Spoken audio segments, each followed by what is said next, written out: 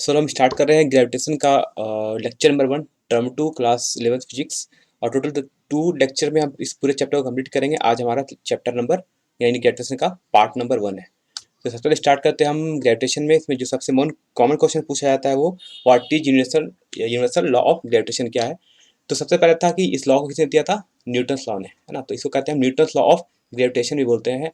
इसमें क्या था कि it states that every particle in the universe attract all other particle with a force, है ना। यानी पूरे यूनिवर्स में जितने भी पार्टिकल्स हैं, जितने भी प्लैनेट्स हैं या जितने भी स्टार्स हैं, सभी प्लैनेट्स या स्टार एक दूसरे को अपनी ओर अट्रैक्ट कर रहे हैं। और ये जो फोर्स है ना, ये किसी फोर्स से अट्रैक्ट कर रही है। और ये जो फोर्स होता है वो किसके इक्वल होता है, तो with a force which is directly proportional to the product of their masses, है ना। तो ये फोर्स किस पे डिपेंड करता है, ये फोर्स डिपेंड करता है दो ऑब्जेक्ट जिनके बीच में फोर्स लग रहा है उन दोनों का मास क्या है, and inversely proportional to the square of the distance between them. और ये किस पे डिपेंड करता है और ये डिपेंड इस पे भी करता है कि दोनों बॉडी के बीच में जो डिस्टेंस है उसके inversely square of the distance, and उनके बीच का जो डिस्टेंस है उसके उसका स्क्वायर करो और उसका इन्वर्स करो। उस पर ये डिपेंड करता है ये फोर्स। जैसे मान लो हमारे पास यहाँ पर दो मास है M1 एंड M2। ठीक है, M1 एंड M2 यहाँ पर दो मास है, इनके बीच जो डिस्टेंस है वो R है। तो कह रहा है कि जो दूसरा मास M2 है, इस M2 मास को कौन खींच रहा है, इस M2 मास को खींच रहा है ये M1 वाला मास, है ना, अपनी ओर। तो ये M2 मास कहाँ जाएगा, M1 की ओर अट्रैक्ट होगा, है ना। तो M1 इसको अपनी ओर खींच रहा है। सिमिलरली ये जो M1 मास है ये भी खींच रहा है ना। तो ये किस साइड खींच रहा है, ये खींच रहा है M2 की ओर। तो ये आर हो गया। तो M1 M2 इनके दोनों बॉडी का मास हो गया, आर इनके बीच का डिस्टेंस हो गया। तो कहता है कि ये फोर्स क्या होता है, तो कहता है ये force is directly proportional to the product of their masses, यानी F is proportional to M1 into M2, and ये जो फोर्स है वो inversely proportional to square of the distance between them, यानी F is inversely proportional to 1/r square. तो अगर दोनों equation को हम कंबाइन करें तो यहाँ से लिख सकते हैं F is proportional to M1 M2 by R square.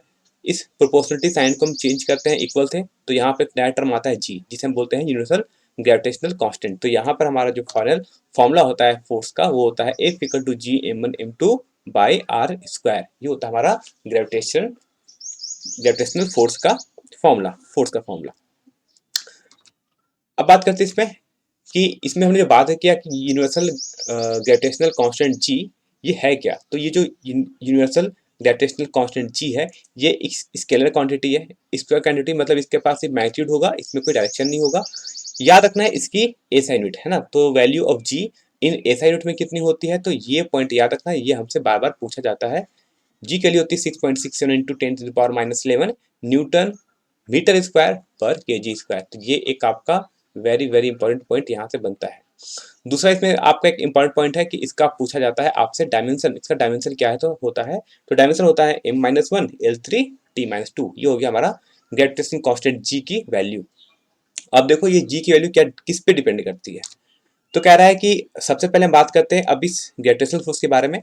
तो gravitational force is always attractive, यानी ये फोर्स हमेशा, जो ग्रेविटेशनल फोर्स होता है यानी दो ऑब्जेक्ट के बीच में जो फोर्स लगता है ड्यू टू मास, वो हमेशा अट्रैक्टिव नेचर का ही होगा, मतलब एक दूसरे को हमेशा अट्रैक्ट करेंगे। And gravitational force are developed in the form of action and reaction pair. तो न्यूटन का थर्ड लॉ क्या है, for every action there is equal and opposite reaction. तो हमारा जो ग्रेविटेशनल फोर्स है ये भी इस लॉ को ओबे करता है, यानी कह सकते हैं कि hence they obey Newton's third law of motion. क्योंकि पहला ऑब्जेक्ट दूसरे ऑब्जेक्ट को अपनी ओर खींचेगा तो दूसरा ऑब्जेक्ट भी पहले ऑब्जेक्ट को अपनी ओर खींचता है, इसलिए इसे कहते हैं हम एक्शन रिएक्शन पेयर। और क्या इस पे डिपेंड करता है, तो ये जो फोर्स है it is independent of nature of medium between the two masses. मतलब दो मास को हमने कहाँ रखा है इस पे बात पे डिपेंड नहीं करता है। अगर एयर में अभी जितना फोर्स लग रहा होगा दो मास के बीच में, दोनों मास को अगर वाटर के अंदर ले जाओ तो भी दोनों के बीच में सेम ग्रेविटेशनल फोर्स लगेगा। यानी मीडियम पे डिपेंड नहीं करता है कि मास एयर में रखा है या वाटर के अंदर रखा हुआ है। तो कहते हैं कि it is independent of the nature of medium between the two masses. कह रहा है कि इसके बाद हमारा अगला पॉइंट है कि gravitational force are central forces, है ना। ये क्या है, सेंट्रल फोर्स है। इसको सेंट्रल फोर्स क्यों कहते हैं, क्योंकि देखो अगर मेरे पास दो मास है ना, तो इन दोनों मास के बीच का जो सेंटर होगा फोर्स हमेशा इसी लाइन पे लगता है। इसे हम क्या बोलते हैं, इसे हम बोलते हैं सेंट्रल फोर्सेस। तो gravitational force are central forces as they act along the line joining the centre of gravity of the two bodies, यानी दो बॉडीज का सेंटर ऑफ ग्रेविटी, है ना। सेंटर ऑफ मास हमने पढ़ा होगा, सेंटर ऑफ ग्रेविटी क्या होता है। तो दो बॉडी का जो सेंटर ऑफ ग्रेविटी होगा उन दोनों को ज्वाइन करने वाली जो लाइन है उसी के अलोंग हमेशा हमेशा क्या लगेगा, हमारा हमारा फोर्स लगेगा। कौन सा फोर्स? Gravitational force. ठीक है, अगला पॉइंट आता है कि gravitational force are conservative force. ठीक है, अब कंजर्वेटिव फोर्स क्या होता है? तो कंजर्वेटिव फोर्स ऐसा फोर्स होता है जिसमें जो पाथ पे डिपेंड नहीं करता है ना, यानी ऐसा फोर्स जो पाथ पे डिपेंड नहीं करता है उसे हम क्या बोलते हैं? उसे हम बोलते हैं कंजर्वेटिव फोर्स। ठीक है, यानी हम तो कहते हैं कि यहाँ पर जो हमारा वर्क डन है ना, जो वर्क डन होगा वो भी किस पे डिपेंड नहीं करेगा, वो पाथ पे डिपेंड कभी नहीं करेगा। इस टाइप के फोर्स को हम क्या बोलेंगे? इस टाइप के बोलेंगे हम कंजर्वेटिव फोर्स। तो ग्रेविटेशनल फोर्स हमारा कंजर्वेटिव फोर्स है। So work done by the gravitational force does not depend on path. ठीक है, यानी इस पे जो वर्क डन होगा ग्रेविटेशनल फोर्स के द्वारा वो कभी भी पाथ पे डिपेंड नहीं करेगा कि हम किस पाथ के द्वारा हम वर्क कर रहे हैं। अगला पॉइंट आता है लास्ट की work done by gravitational force for round trip is always zero, है ना। तो वर्क डन किसी एक राउंड ट्रिप में अगर आप किसी बॉडी को ऊपर ले जाओ, ऊपर से फिर आप इसको नीचे ले आओ, है ना, अगर इसमें जो ग्रेविटेशनल फोर्स करेगा उसका जो वर्क होगा वो पूरा राउंड ट्रिप पे कितना हो जाएगा? जीरो हो जाएगा, क्योंकि आपको जहां से ले गए थे वापस आप वहीं पर ले आए। ठीक है, तो इसमें क्या होता है? इस राउंड ट्रिप में हमेशा वर्क डन कितना होता है? जीरो होता है ड्यू टू ग्रेविटेशनल फोर्स। ठीक है, तो ये कुछ अच्छे पॉइंट्स हैं जिसको आप याद रख सकते हैं। अगला आता है इसके बाद कि variation in G due to shape of earth, है ना। अब जी में क्या क्या वेरिएशन होता है? ठीक है, अब बात करते हैं सबसे पहले हमसे जी के बारे में। ठीक है, सबसे पहले हम बात करते हैं इसमें कि एक्सेलेरेशन ड्यू टू ग्रेविटी होता है क्या, है ना। तो बोलते हैं the force of attraction exerted by earth on the body is called gravitational pull और ग्रेविटी, है ना। तो हमने पहले बात किया कि ग्रेविटेशनल पुल या ग्रेविटी क्या होती है, तो उसे बोलते हैं the force of attraction exerted by अर्थ, है ना, ऑन ए बॉडी, यानी अर्थ किसी भी बॉडी को अपनी ओर अट्रैक्ट करता है तो इस टाइप के पुल को यानी इस टाइप के अट्रैक्शन को हम क्या बोलते हैं? ग्रेविटेशनल पुल बोलते हैं या इसको हम ग्रेविटी बोलते हैं। अगला पॉइंट आता है जैसे मान लो अगर हमें पता है दो बॉडी है ना, एक हमारा अर्थ हो गया, अर्थ का मास क्या है? अर्थ का मास हो गया कैपिटल एम। ठीक है, इसके सरफेस पर एक छोटा सा मास रखा हुआ है स्मॉल एम का, तो इसके बीच में फोर्स लगेगा, उसे क्या लिखेंगे? फोर्स लिखेंगे G M1 M capital M into small M upon are square, क्योंकि दोनों के बीच यानी अर्थ का जो सेंटर है और जो मास रखा हुआ है सरफेस पे, इनके बीच का डिस्टेंस कितना है? इनके बीच का डिस्टेंस है वो हमारा कैपिटल आर है, यानी रेडियस ऑफ अर्थ है। तो G equal to ji M capital M into small M upon are square लिख सकते हैं। अब हमें ये भी पता है कि फोर्स इक्वल टू क्या होता है? Mass into acceleration. तो हमने क्या किया यहाँ पर? Force equal to mass into acceleration किया। अब यहाँ पर जो एक्सेलरेशन है इसको हम एक अलग फोर्स जी से डिनोट करते हैं, इसको डिनोट करते हैं स्मॉल जी से। जी बोलते हैं जिसको हम लोग बोलते हैं जी, जहाँ पे जो स्मॉल जी होता है इसको बोलते हैं हम लोग, इसे बोलते हैं एक्सेलरेशन ड्यू टू ग्रेविटी, यानी ग्रेविटी के कारण किसी बॉडी में कितना एक्सेलरेशन आएगा उसे हम बोलते हैं एक्सेलरेशन ड्यू टू ग्रेविटी। इसको डिनोट करते हैं हम स्मॉल जी से। तो अगर इक्वेशन में 1 और 2 से अगर हम इक्वेट करें तो एम जी के लिए कितनी हो जाएगी? इस एम जी की वैल्यू हो जाएगी G M upon are square, M से एम कैंसल आउट होगा तो यहाँ स्मॉल जी की वैल्यू आ जाएगी G M upon are square. ठीक है, तो ये होता है हमारा acceleration due to gravity on the surface of earth, है ना। याद रखना ये कहाँ होता है? ये on the surface of earth होता है, क्योंकि हमने जो ऑब्जेक्ट लिया हुआ है वो कहाँ रखा हुआ है? वो अर्थ के सरफेस पे रखा हुआ है। ठीक है, तो इसकी वैल्यू चेंज होती है। अभी अर्थ के सरफेस पे तो ये होगा G M upon are square. ठीक है, इसकी वैल्यू को रख के सॉल्व करोगे तो इसी की वैल्यू आती है 9.8 मीटर पर सेकेंड स्क्वायर, है ना, स्मॉल जी की वैल्यू।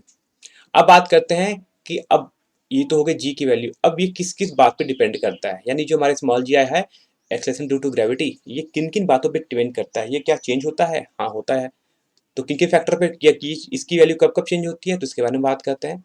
तो सबसे पहला हमारे पास आता है कि variation in G due to shape of earth, है ना, क्योंकि अगर अर्थ का शेप अलग अलग, अगर अर्थ का शेप कंप्लीट स्फीयर तो है नहीं, है ना, ये क्या है? ये ऊपर और नीचे थोड़ा सा दबा हुआ है, तो हमारा अर्थ का शेप कुछ, हमारा अर्थ कुछ इस टाइप दिखाई देगा, कुछ इस टाइप दिखाई देगा, है ना, ये हमारा अर्थ हो गया।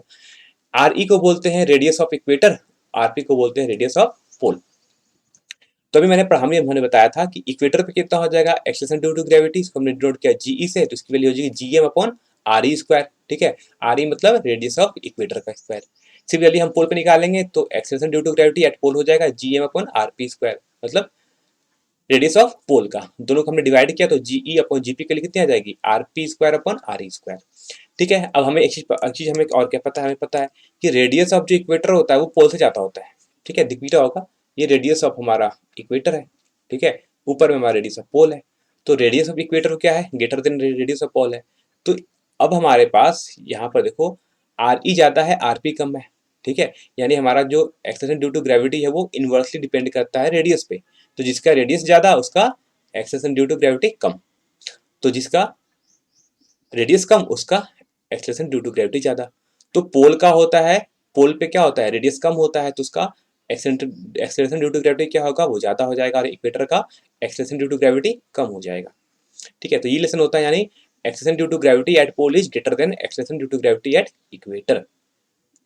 ठीक है, तो कह सकते हैं कि अगर आप किसी बॉडी को, है ना, किसी बॉडी को, अगर आप किसी बॉडी का जो वेट है वो बढ़ता है कब, अगर इसको आप इक्वेटर से कहाँ ले जाओ, पोल पे ले जाओगे, है ना। क्या कहाँ ले जाओगे इसको आप, इक्वेटर से अगर आप पोल पे ले जाओगे, क्योंकि पोल पे जी की वैल्यू ज्यादा होती है, स्मॉल जी की वैल्यू। तो पहला हो गया हमारा variation of in G due to shape of earth. बात करते हैं हमारा अगला क्वेश्चन, अगला है कि variation in G with height. अगर किसी ऑब्जेक्ट को हम अर्थ के सरफेस से ऊपर ले जाएंगे तो उस पर जो acceleration due to gravity act कर रहा है वो कैसे इस पर डिपेंड करता है। तो मान लो ये मेरे पास क्या है, ये मेरे पास एक ऑब्जेक्ट रखा हुआ है। मान लो मेरे पास ऑब्जेक्ट कहाँ रखा हुआ है, एच हाइट पर ले गया हमने बॉडी को, है ना, यहाँ पर हम ले गया बॉडी को। अब कह रहे हैं बताओ इस पर यहाँ पर जो एक्सेलरेशन ड्यू टू ग्रेविटी है वो कितनी हो गई है, जी डैश। सरफेस में कितना होता था, सरफेस मैंने कहा था वो होती है जी। ठीक है, तुम्हें पता है कि acceleration due to gravity at the surface of earth कितना होता है, G equal to G M upon are square. ये हुआ क्वेश्चन नंबर 1। अब बात करते हैं कि acceleration due to gravity at height h from the surface of earth. Earth के सरफेस से h हाइट ऊपर जाएंगे तब एक्सेलरेशन ड्यू टू ग्रेविटी कितना हो जाएगा। तो अब अर्थ के सेंटर से, है ना, ये h हाइट का बीच का पोजीशन कितना हो जाएगा, कैपिटल R प्लस h। तो हमारे पास जो डिस्टेंस कितना हो गया वो r प्लस h हो गया है। तो जी डैश हो जाएगा जी अपॉन आर प्लस एच का होल स्क्वायर। दोनों को डिवाइड कर लेते हैं, है ना। तो दोनों को डिवाइड करने पर क्या होगा, जी डैश बाई जी की करोगे वैल्यू, तो ये आ जाएगा G dash by G equal to R upon R plus H का होल स्क्वायर। ठीक है, या फिर इसको चाहो तो आप बस यहीं तक लिख सकते हो ना, यहाँ तक। ठीक है, ये हो गया। तो ये तो हमारा होता है मेन फॉर्मूला, है ना, मेन फॉर्मूला हमारा यहाँ तक होता है। अब कुछ बात करते हैं स्पेशल केस के बारे में। स्पेशल केस के बारे में बात ये करना है कि हम जो हाइट ले रहे हैं अर्थ के सरफेस से वो कितनी हाइट पे जा रहे हैं। ये देखो रेडियस ऑफ अर्थ होता है हमारा 6400 किलोमीटर, यानी 6400 किलोमीटर होता है हमारा रेडियस ऑफ अर्थ। तो अर्थ के सरफेस से हम किसी ऑब्जेक्ट को कितना ऊपर ले जाएंगे, यानी ये जो हमारा स्मॉल एच है ये कितनी हो सकती है, 1 किलोमीटर, 2 किलोमीटर, 100 किलोमीटर। लेकिन 6400 किलोमीटर के कंपेयर में तो बहुत कम ही है। तो हम यहाँ क्या एज्यूम करते हैं, स्पेशल केस देखते हैं कि अगर एच की value much much less than R है ना, यानी height is negligible in comparison to radius of earth. तो हम क्या कर सकते हैं, यहाँ पर हम यूज करते हैं बाइनोमियल थ्योरम यूज करते हैं, और हमारे पास जो जी की वैल्यू आती है वो याद रखना कौन सी, जो हमारी जी डैश की वैल्यू होती है वो G into 1 minus 2h upon R होती है। ठीक है, यहाँ पर हमने बाइनोमियल थ्योरम यूज किया है, जो कि आपको शायद क्लास 11 पे नहीं पढ़ना था। तो आप बस ये एक्सप्रेशन याद रखना। ठीक है, कि अगर h की value much much less than R होगी, यानी हाइट जो बॉडी की हाइट है फ्रॉम द अर्थ सरफेस है उसकी वैल्यू अगर रेडियस के कंपेयर में बहुत कम है, तो हमारी जो जी डैश की वैल्यू हो जाती है वो G into 1 minus 2h upon R हो जाती है। तो ये बड़ा इंपॉर्टेंट क्वेश्चन है, इसका डेरिवेशन याद रखना। 3 मार्क्स में ये क्वेश्चन पूछा जाता है हमेशा बार बार। अगला आता है, हमने तो बात किया हाइट से ऊपर जाएंगे तो चेंज हो रहा है जी। अगर हम अर्थ के अंदर जाएं तो क्या होगा, है ना। इसको बोलते हैं variation in G with depth. क्या रहा है कि मान लो मेरे पास एक ऑब्जेक्ट, उसको हमने क्या लाया, उसको हम ले आ रहे हैं किस पॉइंट पर, इसको पॉइंट ले आ रहे हैं हम इस पॉइंट पर ले आ रहे हैं। तो अर्थ के सरफेस से हम कितना अंदर चले गए, हम डी डेप्थ अंदर चले गए। ठीक है, तो यहाँ पर बात है कि यहाँ पर याद रखना थोड़ा सा कि यहाँ पर जो अर्थ के सरफेस पे जो एक्सेलरेशन ड्यू टू ग्रेविटी वो जी है, तो डी डेप्थ नीचे आएंगे तो मान लो अब हो जा रहा है जी डैश। तो करते हैं हमारे पास, तो हमें पता है कि acceleration due to gravity at surface of earth होता है G M upon are square. अब मास को अगर आप चेंज कर लोगे वॉल्यूम इंटू डेंसिटी करोगे तो हमारी जो जी की वैल्यू आती है वो 4/3 पाई रो जी आर आती है। ठीक है, सिमिलरली जब आप बात करोगे acceleration due to gravity at depth d from the surface of earth, earth के सरफेस से आप बात करोगे जी डैश की वैल्यू तो हो जाती है 4/3 पाई रो जी आर माइनस डी। ठीक है, क्योंकि अगर आप इस पॉइंट पर आओगे तो आपके लिए जो मास होगा वो मास कितना होगा, बस इस छोटे स्फीयर के अंदर का ही मास होगा। तो इस छोटे रेडियस जो ये जो छोटा स्फीयर बना इसका रेडियस कितना होता है, इसका रेडियस हो जाएगा आर माइनस डी। ठीक है, क्यों, क्योंकि देखो कैसे होगा, क्योंकि देखो मेरे पास हमें पता है कि ये वैल्यू पूरी कितनी है, आर है। ठीक है, ये पूरी आर हो गई और ये डिस्टेंस हमारी डी है। तो ये डिस्टेंस कितना हो गया, ये डिस्टेंस हो जाएगा हमारा आर माइनस डी।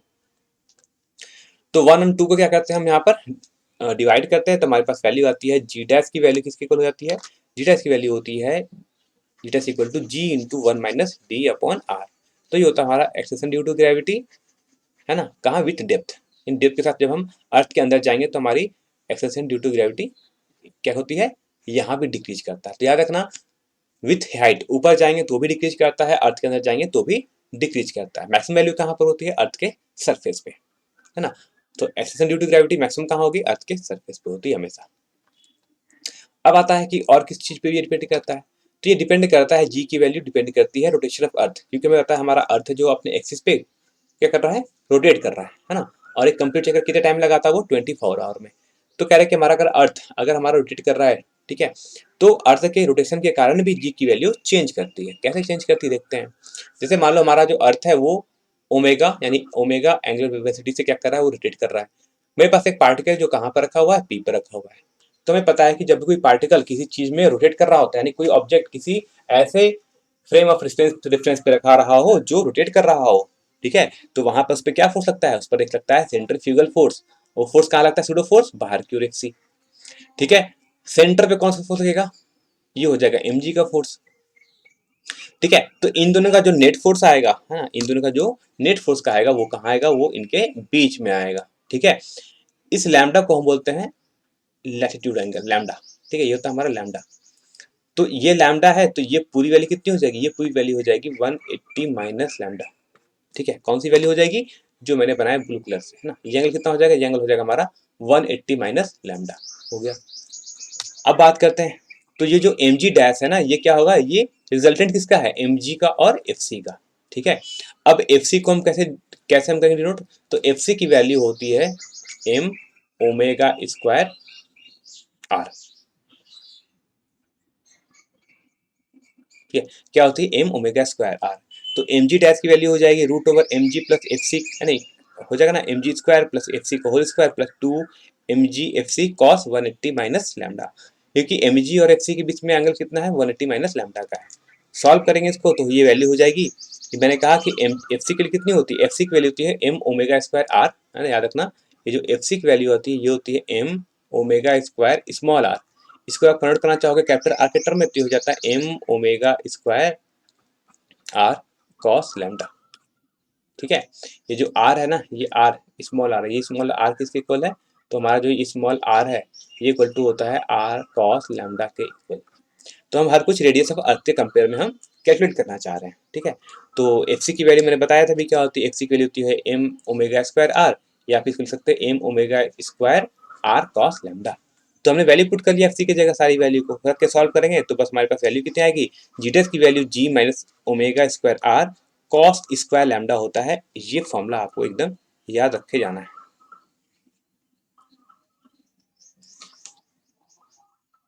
ठीक है।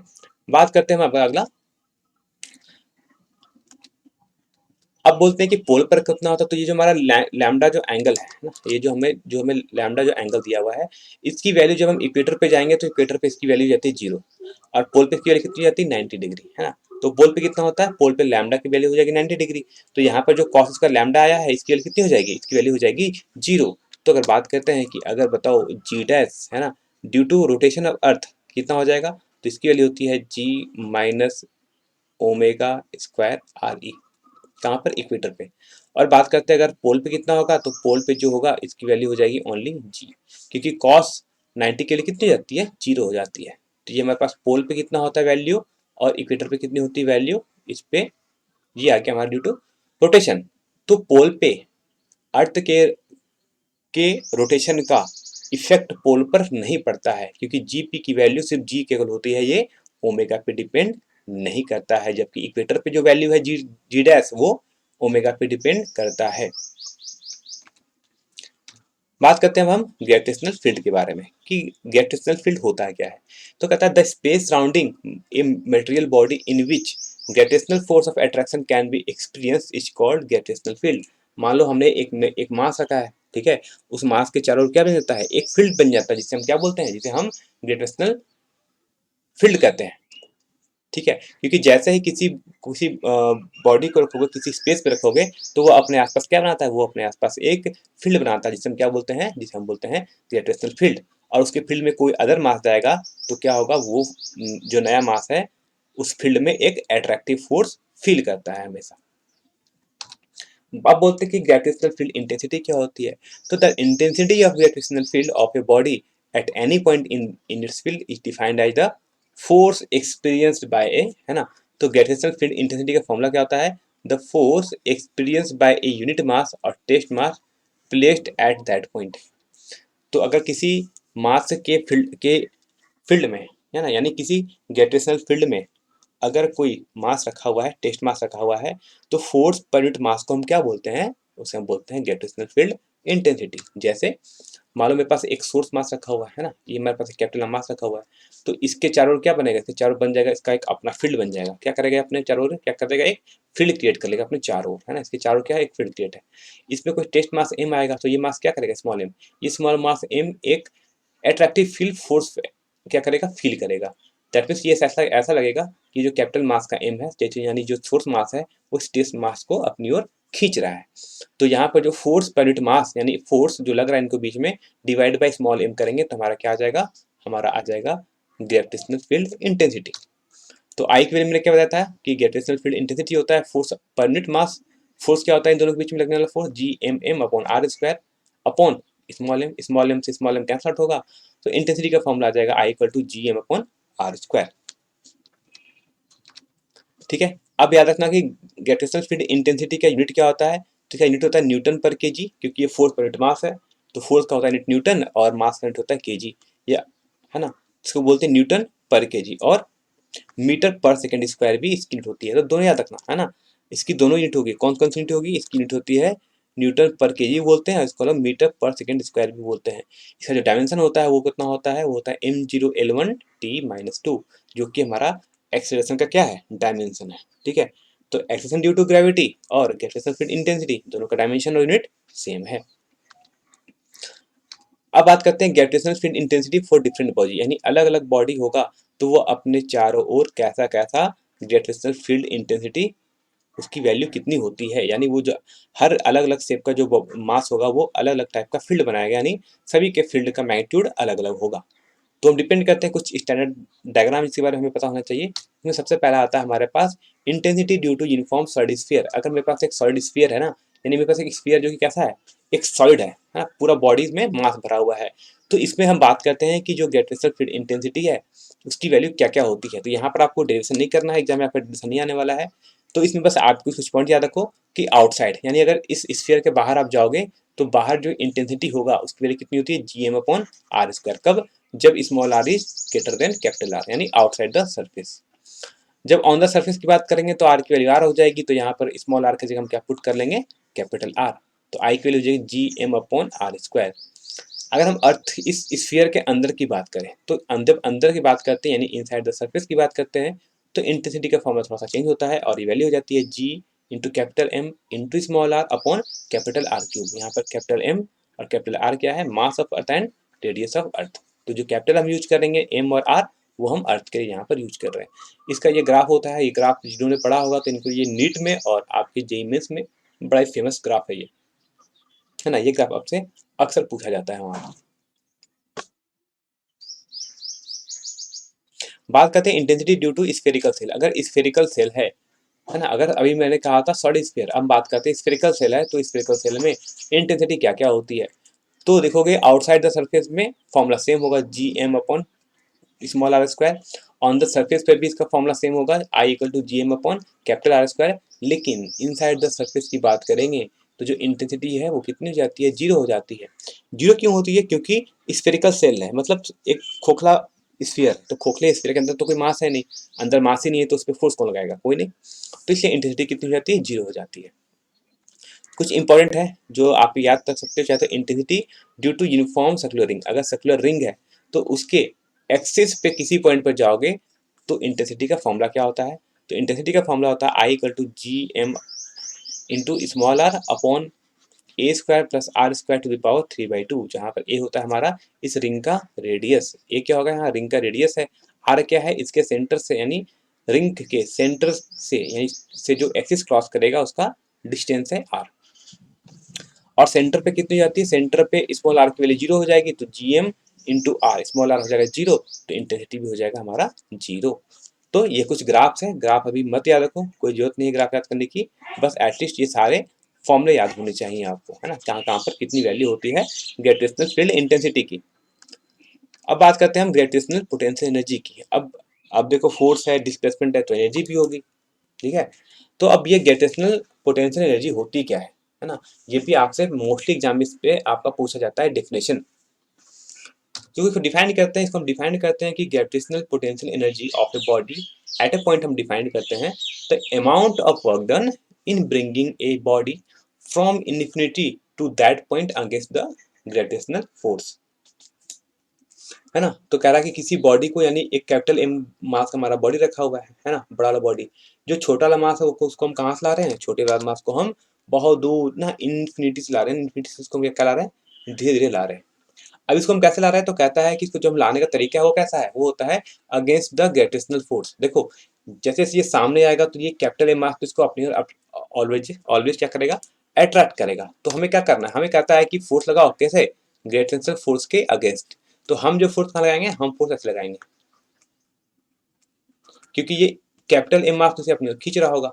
तो हम क्या लाएंगे, हम इस ग्रेविटेशनल फोर्स के अगेंस्ट फोर्स लगाएंगे, कैसा, एफ एक्सर्ट, ठीक है।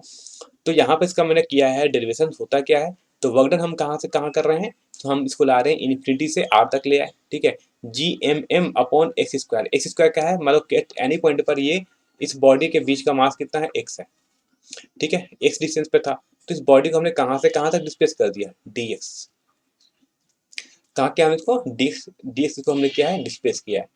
तो इसको हम इंटीग्रेट करेंगे तो ये हो जाएगा minus G M M into one upon X, और इसका लिमिट लग जाएगा इन्फिनिटी से आर।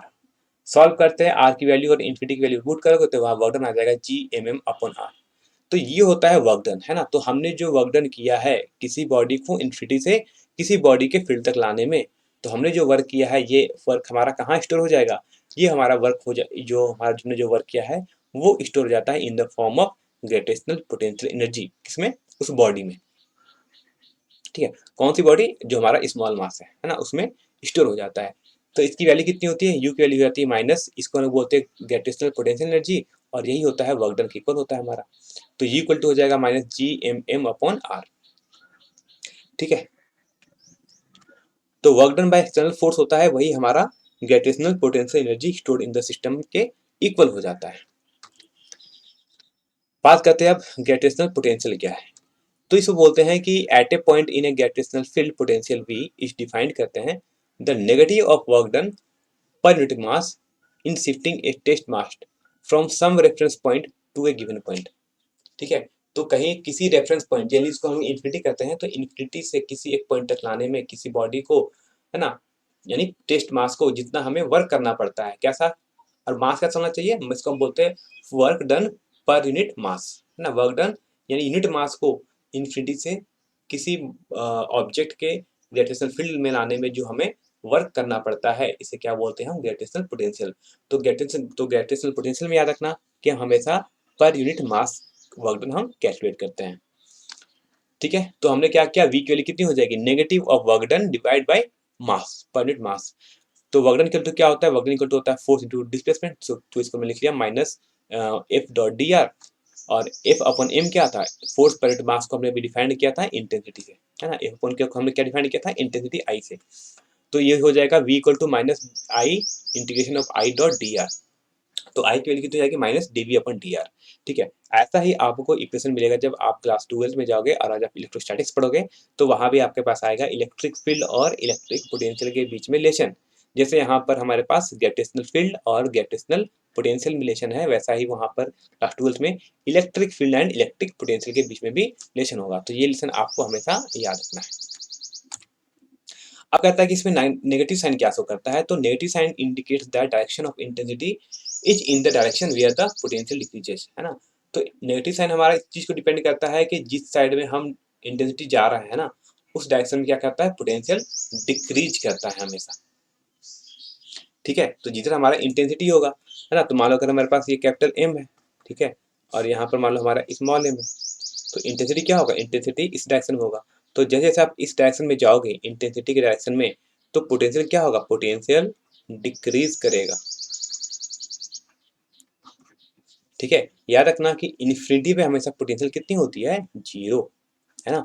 इन्फिनिटी का पोटेंशियल या फिर पोटेंशियल एनर्जी हम कितना एज्यूम करते हैं, वो हम हमेशा एज्यूम करते हैं 0। अब बात करते हैं कि जो हमारा ग्रेविटेशनल पोटेंशियल है ये है क्या, तो ये होता है, ये हमारा एक स्केलर क्वांटिटी है, क्योंकि ये डिफाइंड होता है work done per unit mass के टर्म में। तो ये कैसा कि तो हमारा वर्क डन कैसा क्वांटिटी है, स्केलर क्वांटिटी है। तो हमारा जो ग्रेविटेशनल पोटेंशियल आएगा ये भी हमारा एक स्केलर क्वांटिटी होगा। इसका यूनिट होता है, वो यूनिट होता है जूल पर केजी, या इसको जूल पर केजी इसको बोलते हैं। तो जनरली हम यही याद रखेंगे, जूल पर केजी। वर्क डन का हो जाएगा यूनिट जूल, और मास नेट हो गया केजी, तो जूल पर केजी। डायमेंशन क्या रखो, डायमेंशन होता है m0l2t-2, है ना। तो ग्रेविटेशनल पोटेंशियल का जो डायमेंशन होता है ये इंपॉर्टेंट है, ये आपसे पूछा जाता है। इसका डायमेंशन क्या होता है, तो डायमेंशन होता है m0l2t-2। अब बात करते हैं ग्रेविटेशनल पोटेंशियल को हम डिफाइन करते हैं v equal to minus G M upon R से, है ना। तो हमने क्या किया, minus G M upon R, ये हमने कैसे किया है, तो देखो इसको हमने कैसे किया है। हमें पता था कि v इक्वल टू होता है minus work done per unit mass. Work done को अभी हमने डिफाइंड किया था, है ना। ग्रेविटेशनल वर्क डन को ही हमने बोला था ग्रेविटेशनल पोटेंशियल डिफरेंस। तो या फिर हमसे कहा था ग्रेविटेशनल पोटेंशियल एनर्जी।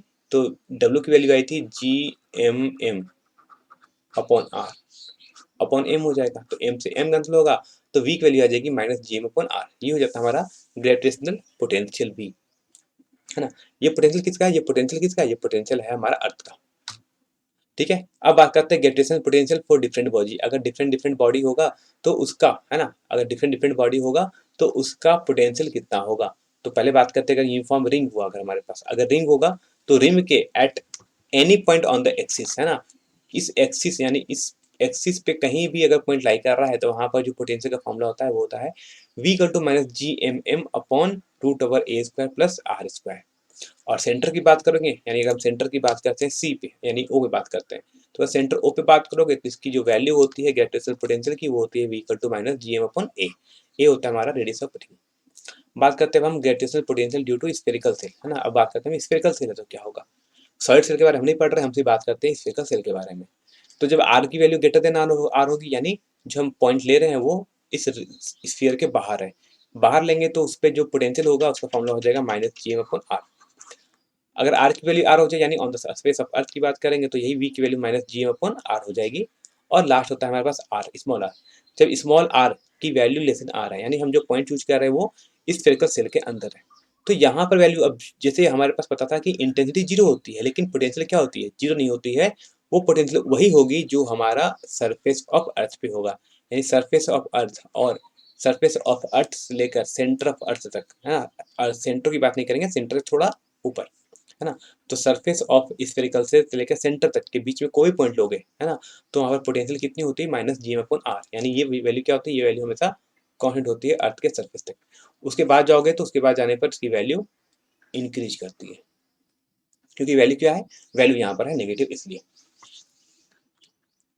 ठीक है, तो ये था हमारा ग्रेविटेशनल, हमने बात किया था सिंपल, मैंने कहा था हम इसको दो लेक्चर में डिवाइड करेंगे। पहला लेक्चर हमारा हो गया what is gravitational universal law of gravitation क्या होता है, ग्रेविटेशनल फील्ड इंटेंसिटी क्या होती है, एक्सेलरेशन ड्यू टू ग्रेविटी क्या क्या होता है, और एक्सेलरेशन ड्यू टू ग्रेविटी किन किन फैक्टर पे डिपेंड करता है, हाइट पे, डेप्थ पे, रोटेशन ऑफ अर्थ पे, शेप ऑफ अर्थ के, इसके बारे में बात किया। और हमने बात किया कि ग्रेविटेशनल पोटेंशियल एनर्जी क्या होती है, ग्रेविटेशनल पोटेंशियल क्या होता है, और ग्रेविटेशनल फील्ड इंटेंसिटी क्या होती है।